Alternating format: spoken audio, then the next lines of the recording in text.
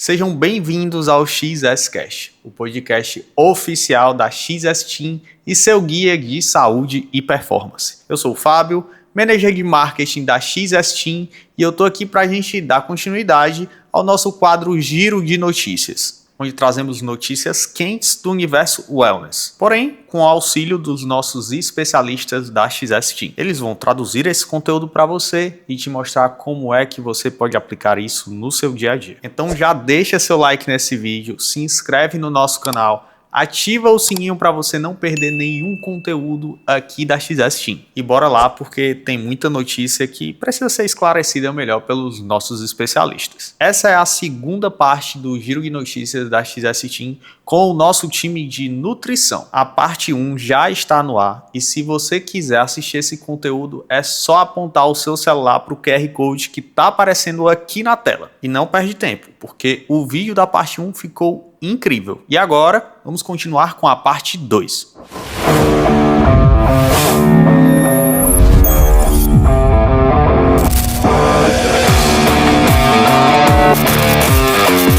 Vamos lá, vamos começar com a primeira, galera. A primeira é: Garmin oferece agora monitoramento nutricional. Você assinando ali o Garmin Connect Plus, você pode registrar o que come e monitorar suas calorias e macronutrientes.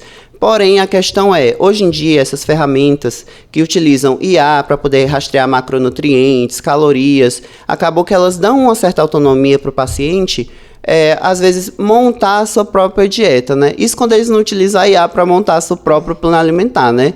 Então, eu acho que o que cabe a gente discutir aqui seria se, e aí, realmente, essa plataforma de IA está habilitada para passar plano alimentar? Qual a diferença dessa ferramenta, fazer esse plano alimentar para o próprio profissional? Por que isso pode ser perigoso? Me digam aí as opiniões de vocês.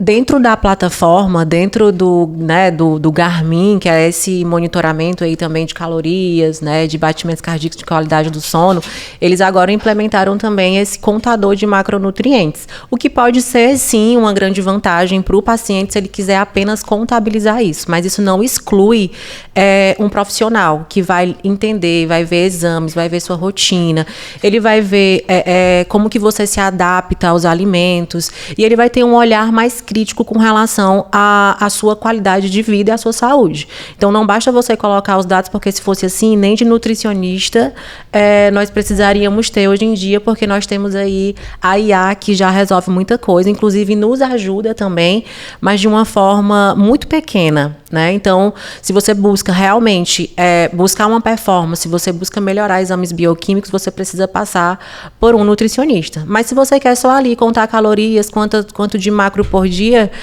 ele vai suprir essa necessidade. Mas lembrando que não é apenas um profissional que vai realmente saber direcionar de forma correta. Eu acho que, pegando um pouco o gancho disso que a Rinara falou, a inteligência artificial pode até saber prescrever uma dieta, mas primeiro, não com um olhar crítico que o nutricionista vai ter. E também, o nutricionista não é a única função do nutricionista. Com o nutricionista, você tem todo um acompanhamento, que ele vai ver o seu sono, que ele vai ver sua rotina, que ele vai ver seu padrão de vida, que ele vai ver literalmente todos os aspectos da sua vida. Alguns nutricionistas até traçam algumas metas com o paciente, que ao longo do acompanhamento eles vão reafinando cada ponto. Então isso, você não tem essa conexão com a inteligência artificial. Ela pode até lhe prescrever ali os macronutrientes, as calorias, mas ela não vai ter aquele acompanhamento humanizado que o nutricionista vai te trazer. Com certeza. Eu acho que a IA ela tem um potencial informativo, mais de orientação, e a gente sabe que a gente acha isso em qualquer canto hoje em dia, orientações gerais, e isso sim eu concordo que ela deve ajudar e faz parte, a gente pode aproveitar isso dela, mas ela não vai ser assertiva a nível profissional, como por exemplo, a gente montar um plano adequado para um paciente que tem uma necessidade metabólica e hormonal e ela não vai entender a fundo aquilo. Ela pode passar ali um plano geral, mas ela não vai individualizar aquele plano para aquela pessoa. entende? Então, falta individualidade em relação à IA e comparado ao profissional como pessoa. Porque ela é muito sujeita a erro também. Por exemplo, você que tem a especialização aí e atende muitas mulheres com lipedema, como que o Garmin vai identificar que a paciente tem lipedema e qual é o alimento adequado e o procedimento adequado para tratar a lipedema, sendo que lipedema não tem cura, né? Ele tem um tratamento. E aí fica aquela coisa, e agora o que é que eu faço? Já que eu preciso olhar, eu preciso ver, o exame da lipedema a gente identifica muito com o olhar também. É um exame clínico, Exame clínico. E aí, nesse caso, como que eu faço? Exato. Eu acho que é para coisas muito pontuais. Agora, em relação a tratamentos, a acompanhamentos, coisas mais crônicas, aí tem que ser um atendimento humanizado mesmo. Também, né, galera, que lembrando que o trabalho do nutricionista não é só fazer contagem de calorias, né? Ele vai muito além disso. Então, quando a gente pensa em montar uma dieta, as pessoas geralmente associam a contagem de calorias, ou então aquela coisa de tipo assim, para emagrecer é só você comer menos. Mas como a Rainara disse, dentro disso, desse emagrecer, existem vários fatores hormonais, de vitamina, condições como o próprio lipedema, que eu acho que ele não poderia fazer. Vocês acham que existe, de certa forma, um lado perigoso das pessoas estarem tendo acesso a essa plataforma e montarem os próprios planos alimentares? Vocês acham que isso pode, de alguma forma, acarretar em algum problema para essas pessoas? Com certeza. Acho que sim. Com certeza, porque ele explica de modo geral, né? Ele vai assim, é bem abstrato, ele não vai a fundo no que o paciente realmente vem a ter. Ele não avalia exames bioquímicos. Então, se colocar lá fonte de gordura e o paciente estiver evitando gordura, apesar de que gordura boa seja uma fonte de gordura boa, mesmo assim isso vai acarretar ali no processo de saúde dele. Sim, e não só no quesito alimentação em si, mas também suplementação. Porque eu percebo que tem muita gente que vai atrás na IA, exemplo de suplemento X, suplemento Y, e quando a gente fala de fitoterápico é mais perigoso ainda, porque o fitoterápico ele tem que ter uma legislação por trás, tem que ter uma recomendação adequada e ele tem nível medicamentoso também. Gente, tem gente que faz fórmula de manipulado em IA para poder mandar para o laboratório fazer. Vocês têm noção disso? Um negócio que... É muito perigoso, porque as pessoas pensam que é fitoterápico, eu posso tomar à vontade e indiscriminado assim, não preciso passar por um médico. Muito pelo contrário, tem fitoterápicos que podem levar à morte se a pessoa não souber usar. Exato. Então, mas assim, pensando também no lado também positivo que existe, vocês acham que esse tipo de ferramenta, ele pode agregar de alguma forma no trabalho do nutricionista? Com toda certeza. Sim, agrega sim em questão de otimizar o nosso trabalho, né? A gente perder menos tempo com prescrição de dietas, por exemplo, ele ajuda bastante. Mas lógico que por trás disso existe todo um estudo feito por nós, já com as nossas experiências, ele vai só facilitar o nosso trabalho de economizar tempo, na minha opinião. Sim, eu concordo. Tanto de planejamento, não no quesito dele montar o planejamento, mas de organizar, por exemplo, o planejamento. Talvez um paciente idoso que a gente precisa dar uma explicação mais clara e a gente pode jogar o plano que a gente já calculou ali e ele só disponibilizar de uma forma mais simples para esse paciente, né? Mas também de orientações gerais para facilitar o nosso trabalho. Materiais que a gente possa produzir ali para enviar para um paciente ou para produzir para a rede social mesmo. Então, sim, eu acho que ela tem muito benefício para esse lado e também para pessoas ou pacientes que, por exemplo, agora não tem um acesso à nutrição, no momento não consegue ter um acesso e investir um pouco mais, receber ali algumas orientações gerais, eu acho que também é muito importante. E também, assim, se a gente parar para pensar, do que vocês citaram, né? A gente está otimizando o trabalho de vocês, mas nada disso, nenhum IA jamais vai substituir o contato humano, né? Jamais. Porque a gente sabe que a alimentação ela vai muito além de contagem de caloria, do que macronutriente, tem um envolvimento sim emocional, pode ter pessoas que têm problemas, sei lá, de compulsão alimentar, outras questões, que um IA jamais vai ser capaz de te diagnosticar ou perceber, entendeu? E pelo contrário, às vezes pode até piorar quando o quesito já é psicológico. Sim. Eu acho que a IA não vai saber juntar todos esses pontos na vida de um paciente e conseguir botar isso tudo em forma de alimentação. Já chegou alguém para vocês, assim, dúvida minha, pessoal. Já chegou alguém, assim, para vocês em consultório com o plano alimentar que ele gerou lá? Para vocês só dar... Não só plano alimentar, como treino e prescrição médica também. Que Prescrição nitidamente médica. o médico pegou, jogou no chat GPT e... Não, eu peguei já prescrição alimentar e prescrição de treino. né? E na hora a gente explica lá, o paciente ele acha que foi um evento ele ter feito aquilo, que aquilo vai trazer resultado para ele. De até forma até vai trazer por um curto período de tempo, mas depois isso precisa de uma adaptação e tudo, e contar tudo bem bonitinho, só o profissional realmente vai fazer de frente a frente com o paciente, né?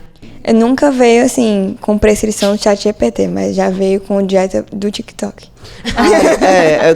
Aquela coisa assim, eu fiz um teste no TikTok, eu descobri que eu tenho compulsão alimentar. Então eu vim só tratar, gente, se fosse tão simples assim dar um lado, não teria pessoas que passassem anos em consulta para poder fazer, né? Sim. Enfim, é complicado. Vamos aqui pro próximo, galera. Ó, crise do whey. O queridinho do wellness está em falta e deve dobrar o preço. Então, eu acho que o que cabe aqui nessa nossa discussão é entender primeiro por que o whey ele está nesse momento que ele está tão presente na vida das pessoas como um todo, né? Por que vocês acham que a gente está vivendo esse momento de alto consumo desse suplemento? Para começo de conversa. Porque eu acredito que todo mundo vê o whey protein como um salvador da pátria para não perder massa muscular. Sendo que existe um cálculo específico para cada tipo de pessoa, né? Quanto que eu devo tomar? A minha quantidade é diferente da Lara, que é diferente da Luara, que é diferente do Gustavo. Então, isso só o nutricionista vai poder prescrever direitinho, dependendo do teu treino e tudo mais. O whey, ele é só uma facilidade para o dia a dia da pessoa. Nosso corpo, ele não sabe se eu comi um frango, um pedaço de carne, um ovo, um iogurte, que é uma fonte de proteína, ou se eu misturei o pauzinho em alguma coisa e tomei. Ele vai digerir isso como um aminoácido de proteína do mesmo jeito. O whey é um facilitador, né, na vida do paciente. Mas isso não quer dizer que quanto mais o whey, melhor. Sim. Isso vai depender da quantidade que o corpo daquela pessoa precisa tomar. Só que hoje em dia é tudo muito, né? O whey é igual àquela frase do açúcar. Tudo zero açúcar é bom. Será que a quantidade de whey em alta quantidade também é bom? A gente esquece que também é um produto industrializado, né? Exatamente, que vai ter um conservante ali, que vai ter um acidulante, que vai ter um aromatizante, é um produto químico. Né, querendo ou não, tem parte, né, do leite extraído, mas também tem a parte por fora. Sim. É por isso que muitas pessoas sentem desconfortos, né, abdominais por conta de alguns aditivos que são adoçantes artificiais, por exemplo, que são adicionados a essa proteína. Então a gente tem que ter muito cuidado, porque nem tudo que está lá escrito whey é bom. E tem vezes que nem é proteína, tem vezes que é hipercalórico, né? Inclusive tem gente que não sabe nem o que o whey faz. Tipo, as pessoas não... Pelo menos eu percebo isso, assim, quando a gente faz, sei lá, nas suplementos. Inclusive, fizeste em suplementos, gente. Depois eu vou fazer o jabá, que eu tenho que vender meu peixe. Mas, assim, eu vejo muito que as pessoas chegam lá, tem gente que não sabe nem pra que funciona. Tipo assim, mas você tá querendo com qual objetivo? Eu não sei, eu vi, sei lá, vi no TikTok, tal pessoa me falou que é importante eu tomar para eu ter resultado, sei lá, no meu treino. Mas a pessoa não associa isso à proteína dos outros alimentos, né? Tem gente que acha que é um suplemento que vai estar diretamente proporcional ao ganho de massa muscular dela, mas não tomar, né, mais não você... não é. Você tomou, pronto, ganhou massa muscular. Se fosse, estaria todo mundo bombado aqui, né? Mas não estamos. Exatamente. Mas, assim, eu acho que pode ser um grande aliado, porque tem pessoas que não têm aquela disponibilidade ali de um frango, de uma carne, de um ovo, não tem como preparar toda hora, não tem como levar toda hora essa facilidade. Já o whey, ele tem essa facilidade, ele tem essa praticidade, ele tem também um sabor que dá para combinar com vários tipos de receitinhas, tem vários sabores diferentes. Então acaba para algumas pessoas sendo um meio de ingerir um doce sem ser realmente um doce, então pode caber em vários cenários ali, mas nunca vai substituir uma alimentação normal. Nunca, nunca, nunca. O suplemento é só um complemento para a alimentação, mas nunca vai ser substituído. Sim. E também o hype, né, de tudo proteico hoje em dia. Eu acho que o preço do whey aumentou principalmente por isso. É um hype mesmo. Um hype absurdo de hoje em dia tudo tem que ter proteína e onde tiver proteína eu vou estar consumindo ali. Não é bem assim. A gente tem que lembrar também de outras questões. A proteína ela é sim importante. O whey, ele é sim uma ótima ferramenta, mas ele é uma ferramenta. A proteína é uma necessidade. Então, a gente tem que ver também os outros alimentos que contêm proteína e também essa necessidade exagerada de consumo proteico. Cada pessoa tem a sua necessidade, cada indivíduo é único e cada organismo funciona de uma forma. Existe um cálculo, como a Renata falou, para isso. Então, o hype é muito grande em cima da proteína e a gente acaba deixando de lado outras coisas importantes. Mas eu acredito que o preço deve estar subindo por conta disso também. Então, mas assim, pensando nas situações que faz sentido a gente incluir a suplementação do whey protein, para que vocês incluem para o paciente. Quais são essas situações? Quais pessoas, assim, vocês acham que faz mais sentido fazer a inclusão da sua suplementação? Principalmente as pessoas que praticam atividade física, né? Principalmente as pessoas praticantes de musculação, que estão ali lesionando uma fibra muscular para que ela cresça no descanso, e aí eu utilizo a síntese proteica para gerar essa musculatura aí desenvolvida. E aí é por isso que a gente aumenta as proteínas nos praticantes de atividade física, justamente para fazer essa síntese. Mas o que não deixa de ser aplicável também para uma pessoa que não treina. E aí a gente coloca em uma menor quantidade. Mas é mais ou menos isso, entendeu? Da atividade física. Tá. Em que momentos do dia faz mais sentido a gente incluir, então, essa suplementação? Eu costumo incluir mais nos lanches, que as pessoas costumam não ter muita essa praticidade de, por exemplo, tá no colégio, na faculdade, no trabalho, de levar, né, uma coisa mais sólida, uma proteína como ovo, como frango, não tem essa praticidade. E aí é uma coisa muito prática, você levar num potinho, misturar com água, ou com leite, ou com iogurte, enfim, é uma coisa que fica muito prática, gostosa, então eu costumo geralmente colocar nos lanches. Costumo colocar nos lanches, mas principalmente para aquelas pessoas que têm uma rotina mais corrida. O whey, ele realmente é uma ferramenta que salva nesses momentos quando a gente fala de bater meta proteica. Nada mais é do que uma quantidade de proteína ali em pó, extraída do soro do leite, e dá para substituir, por exemplo, por uma refeição, dependendo do caso, né? E também para pacientes idosos, que é aquele público que já tem uma quantidadezinha de músculo tão pequenininha, que a gente quer manter ali. Sarcopênicas. Sarcopênicas. Pessoas que têm uma tendência a ter uma perda maior de massa muscular, ou que a gente quer manter mais massa muscular. No lipedema também a gente utiliza bastante o whey. Mas tem horário, porque o que eu percebo que as pessoas têm muita dúvida é se tem, por exemplo, horário certo para consumir, tipo assim, porque por muito tempo, tipo assim, você em academias, o que as pessoas propagavam é que para poder o whey fazer efeito, você tinha que tomar ele depois do treino. Acabou de treinar, já toma. Já leva no não potinho. Tem isso. Né? Mas não se aplica. Mas ainda, eu vi uns estudos recentes também sobre isso, que eu não sei se está válido, eu vou falar aqui, mas tu corta depois eu vou até pesquisar. É que eu tinha visto em alguns estudos, não lembro agora, foi esse ano que eu vi ainda, que a proteína, quando consumida dentro de 2 horas, né? Tu não lembra disso? Ela tinha um aproveitamento melhor pela musculatura. Mas eu preciso me certificar disso. E falando nisso, eu também... Tu corta essa parte também, não é? Mas eu já... Ou então, enfim, pode deixar, mas... o consumo proteico pela parte da manhã é muito mais bem aproveitado do que você consumir ao longo do dia. Porque a gente junta o ciclo circadiano. Então... Teoricamente, no período da manhã é o período que a gente deve estar ativo melhor. E é o período que o corpo absorve melhor a proteína. Então, se a gente for pensar por esse lado, o horário da manhã ou então, em momentos práticos mesmo, mas no geral, não se prenda ao horário. Porque o whey ele pode ser utilizado em qualquer horário, como eu falei, ele é uma fonte de proteína, ele é uma ferramenta que vai contribuir ali no seu dia. E é um alimento construtor, então, obviamente, se você tiver um consumo proteico, principalmente após o treino, vai ser ótimo também para a construção muscular. Isso vai depender da prescrição do nutricionista, né? Ele que vai acordar isso com o paciente. Gente, e lembrando aqui, tá? Que o whey, ele vai subir o valor, mas você ainda encontra o whey, todos os tipos de whey, hidrolisado, concentrado, vegano, isolado, você encontra na XS Suplementos, tá? Eu vou estar colocando aqui na tela o QR Code para você escanear e entrar em contato com o nosso atendimento, que eu tenho certeza que a gente vai conseguir achar para você as melhores opções, o que mais se encaixa no seu dia, né? Então, e com os melhores valores. Tô interrompendo esse teu episódio para te dar um recado super importante. Você tá gostando do vídeo? As informações estão sendo úteis? Que tal agendar uma consulta com o nosso time de nutrição? É super fácil. Aponta o teu celular para o QR Code que está aparecendo aí na tela e você será redirecionado para o atendimento aqui da XS Team. Recado tá dado, agora bora voltar para o nosso vídeo. Passando para o próximo, né?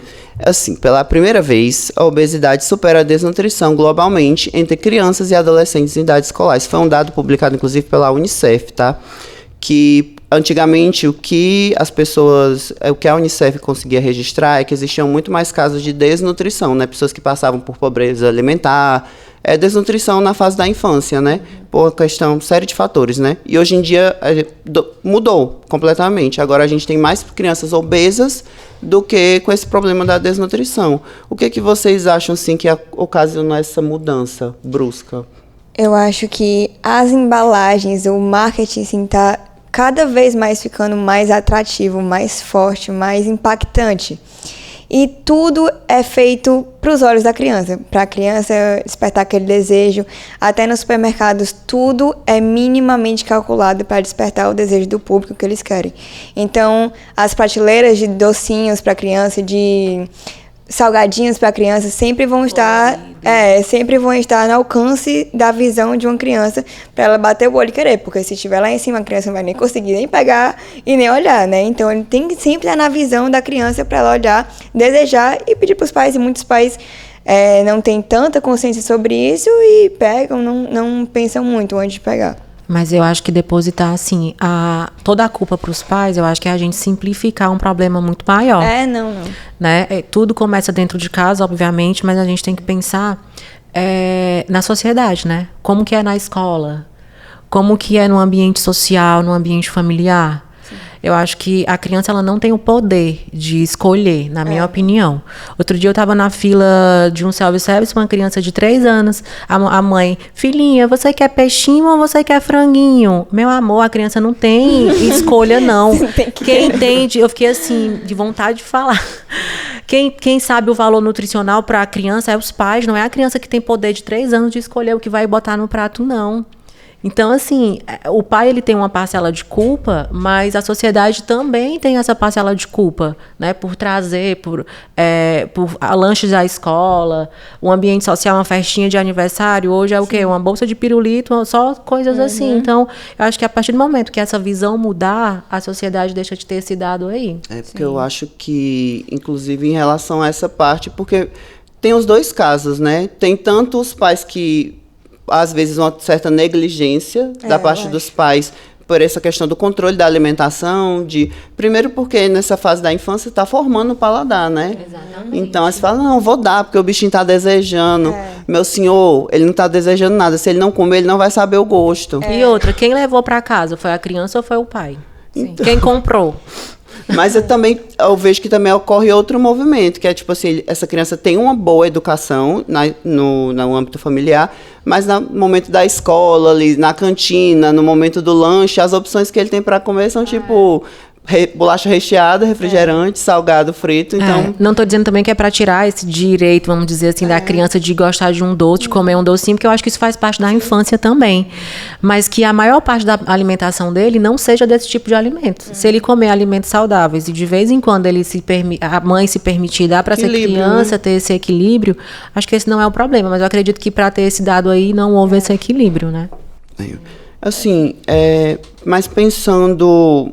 como que, se isso começasse em casa, como que a gente poderia, do ponto de vista de vocês, melhorar essa relação da criança com a comida? Como que o nutricionista também pode ajudar nessa parte de introdução alimentar, incentivar bons hábitos alimentares?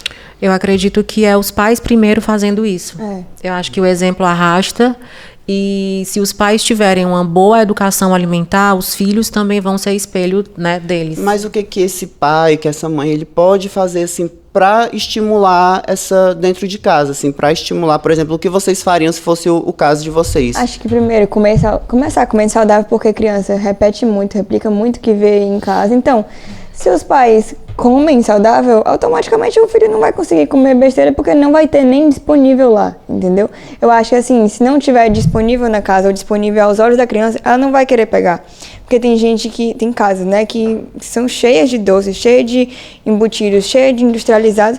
Então, obviamente, a criança sempre vai ter um acesso ali muito fácil a esse tipo de alimento. Então, eu acho que é começar não comprando ou não deixando visível aos olhos da criança e também fazendo por onde? Acho que os pais têm que começar fazendo para a criança replicar, porque os maiores responsáveis pelo que a criança vai se alimentar são os pais. E eu acredito que seja a informação, né? Acho que muitos pais são ainda desinformados nesse sentido. Quando você passa um conhecimento, você liberta essa pessoa. Então, a partir do momento que eu, como nutricionista, oriento esse pai, ele tem uma visão melhor do que comer, porque ele sabe que se no futuro permanecer assim, isso vai acarretar uma doença crônica não transmissível, tanto para ele quanto para a criança, eu acho que a partir daí pode ser que comece a mudar. Pensando assim, no paciente... Não, primeiro de tudo, né? Tu acha que seriam os ultraprocessados, então, entre aspas, o responsável por esse dado, por esse aumento de peso, os alimentos ultraprocessados, embalados, suco de caixinha, recheado? Eu acho que eles não são os principais culpados, mas eles têm uma parcela de culpa. Eu acho que a mudança de geração também traz essa parcela de culpa. A gente não tem a mesma alimentação que tinha 10 anos atrás. A produção alimentar não é a mesma de 10 anos atrás. Consequentemente, a gente acaba consumindo produtos mais industrializados e mais processados. Não só crianças, mas adultos também. E eu acho que a parcela de culpa principalmente vai da educação familiar.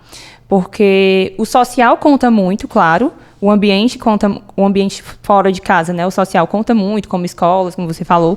Mas eu acho que a educação familiar, ela pega muito como exemplo. E a criança aprende, sabe? Quando você começa... É um serzinho ali limpo que você está mostrando agora o mundo e moldando.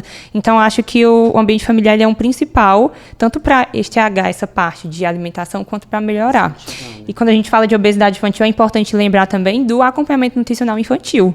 Porque a gente foca muito em adultos, mas existe também o acompanhamento materno-infantil e a desnutrição na obesidade. Porque a obesidade ela tem a característica física maior, mas existe a desnutrição bioquímica, que é de vitaminas, de minerais. Porque geralmente a gente associa a desnutrição a uma pessoa que está abaixo do peso, né? Aquela pessoa extremamente magra, sabe? Mas não é assim que funciona. A desnutrição existe também de uma forma bioquímica. Então, paciente obeso, seja criança ou adulto, ele pode ter uma deficiência de vitaminas e minerais do mesmo jeito. E aí ele entra num estado nutricional deficiente também. E pensando assim, já que você falou da parte da nutrição também para essa fase da infância, pensando nessa criança que, por exemplo, ela já está dentro da faixa da obesidade, por exemplo, como é que vocês, assim, como nutricionistas, como é que a gente consegue melhorar a alimentação dessa criança, fazer, sei lá, um plano alimentar que se encaixe na vida dele, mas sem... Porque é uma criança, sem né, excessos, gente? né? Mas sem uma restrição excessiva. Como que orienta, assim, essa família? Como que funciona? Até porque eu acredito que o adulto hoje que está lutando contra a obesidade, ele foi uma criança que não foi tratada. Né? Na maioria das vezes, né? Não estou falando que isso mas na maioria das vezes, o obeso adulto foi uma criança muito frustrada ali na infância, que não tiveram um olhar clínico, assim, educacional com ele. E aí, só voltando um pouquinho, né, com relação à obesidade infantil, até que nos Estados Unidos teve agora, né, a mudança da pirâmide, justamente porque os alimentos que a gente tinha uma taxa mínima permitida, né, lá na pirâmide sobre os alimentos industrializados, ultraprocessados, que é ali a base para ter um aumento de gordura saturada e vir as demais problemas na saúde. Então, hoje a pirâmide foi reescrita, hoje a pirâmide, né, dos Estados Unidos foi reelaborada e retiraram esses minimamente processados, justamente por conta desses dados de obesidade na infância. Né? E com relação ao alimento para essa criança, a gente tem que ser muito criterioso no sentido da criança conseguir seguir por mais tempo esse plano alimentar. Então, é fazer receitinhas, fazer bolinho para levar para a escola, colocar um suco natural ao invés de um suco em embalagem. De caixinha, né? Exatamente. Preferir snacks assim, mais saudáveis do que um produto de salgadinho ali processado. Hoje em dia, a gente já tem muito essa possibilidade no mercado. Inclusive, na XS Team Suplementos, a gente gente tem. A gente QR Code tem vai aparecer de novo agora, né?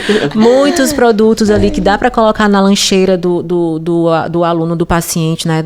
Da criança, sem causar tantos danos. Na verdade, com a criança, a gente faz redução de danos. A gente orienta essa redução de danos, a gente não sai eliminando tudo de uma vez, a gente adapta esse paciente a uma nova realidade.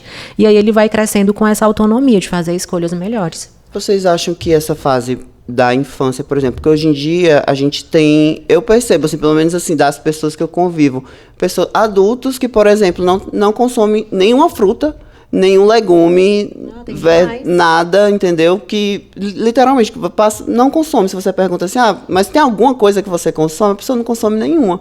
Você acha que provavelmente, então, isso veio da infância, essa seletividade? Provavelmente, né? A gente carrega muito os nossos hábitos da infância. Então, o adulto que você é hoje, você carrega, assim, boa parte do que foi oferecido para você na infância.